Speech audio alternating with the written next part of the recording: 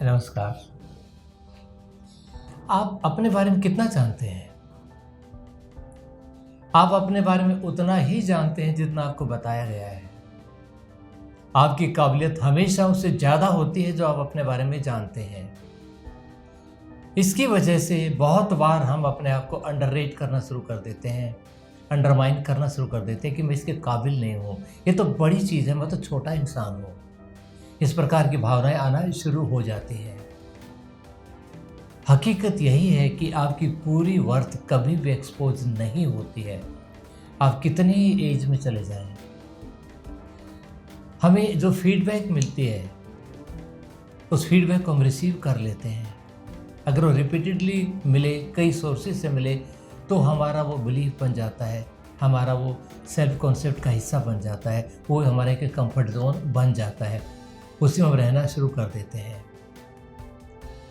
आपके बहुत सारे जो टैलेंट के जो एरियाज़ हैं वो ऐसे हैं जो अभी छुपे हुए हैं या बहुत कम एक्सपोज हुए हैं या लोगों ने बहुत कम देखा है, उनके बारे में आप जानते भी हैं।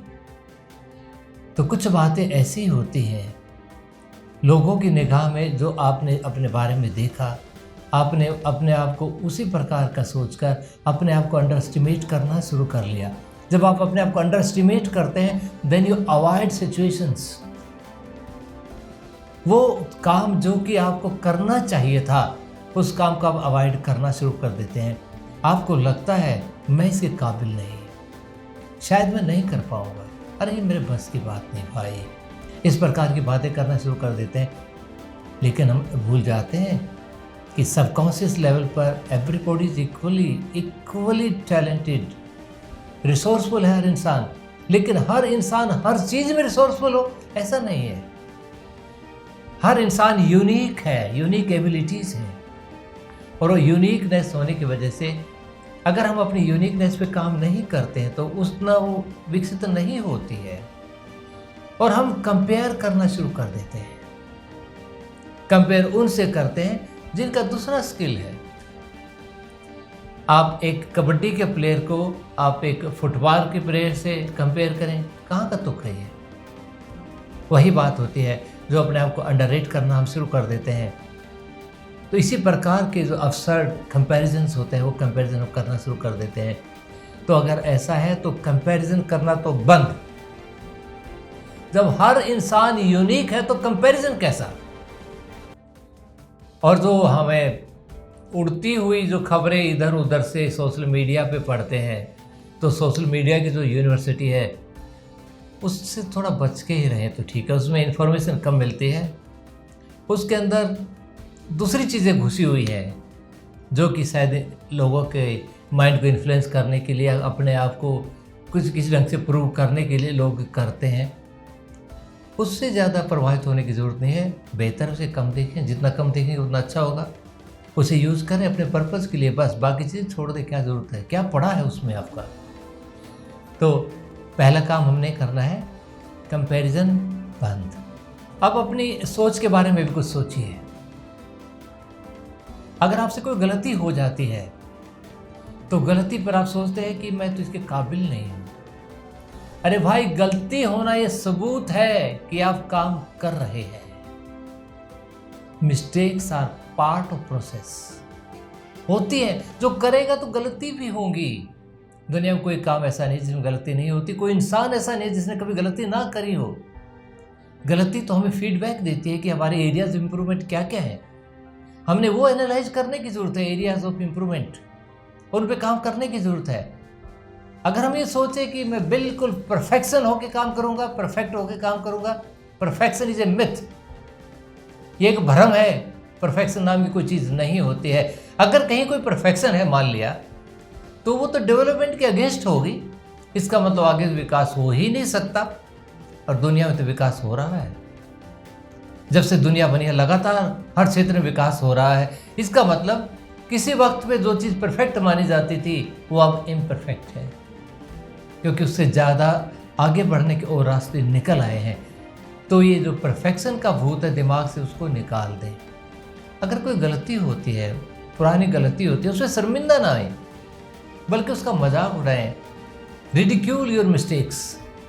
अगर होते अरे मैं ऐसी सी गलतियां करता था भाई पहले तो मेरे से, इससे मेरे को ये सीखा, अपने आप को उस रूप में लाए।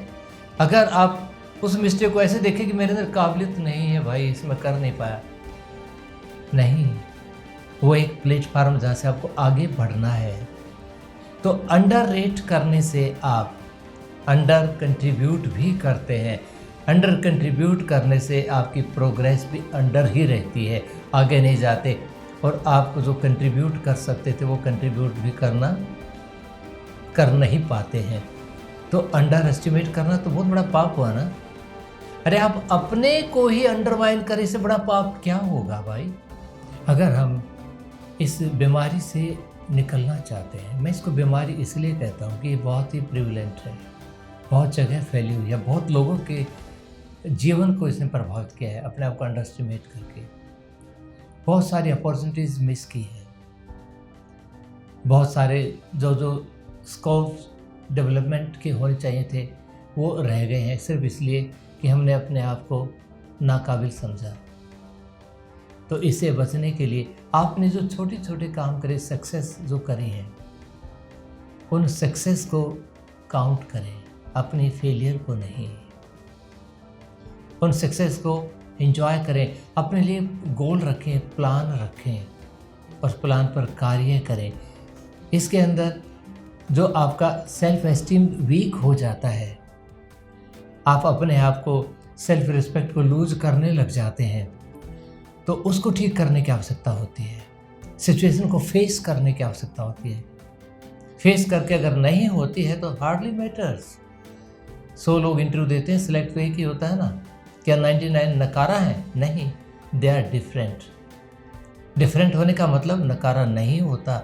अपने आप को अंडरस्टिमेट करने की आवश्यकता नहीं है, बल्कि अपने आप को एलिवेट करने की आवश्यकता है, अपनी शक्ति को बढ़ाने की आवश्यकता है, सिचुएशन को फेस करने की आवश्यकता है और अपने आप को अप्रिशिएट करने की आवश्यकता है। फाइंड योर अच्छी क्वालिटी, जो है उनको पहचानो और उन पे काम करो, शेयर करो लोगों से, कोई हर्ज नहीं। आप पाएंगे कि आपका जो सेल्फ बिलीफ है वो बढ़ता जाएगा और आपकी जो अपने बारे में जो नेगेटिविटी आ गई है, जो पुअर रेटिंग हो गई है, वो इम्प्रूव होना शुरू हो जाएगी। इसमें थोड़ा दिक्कत आ सकती है, आप समझे कई बार, तो आप इसमें प्रोफेशनल असिस्टेंस लें। साइकोलॉजिकल डिवाइसेस बहुत हैं जो आपको मदद करेंगी और आप अपने आप को सर ऊंचा करके, यानी पूरा सीधी आंखों में आंखें डाल के बातें करने का जो जज्बा है वो आपके अंदर पैदा होगा। सिचुएशन को फेस करने का जज्बा पैदा होगा और जीवन को ऑनर से जीने का जज्बा पैदा होगा। तो इस वीडियो में इतना ही। नमस्कार।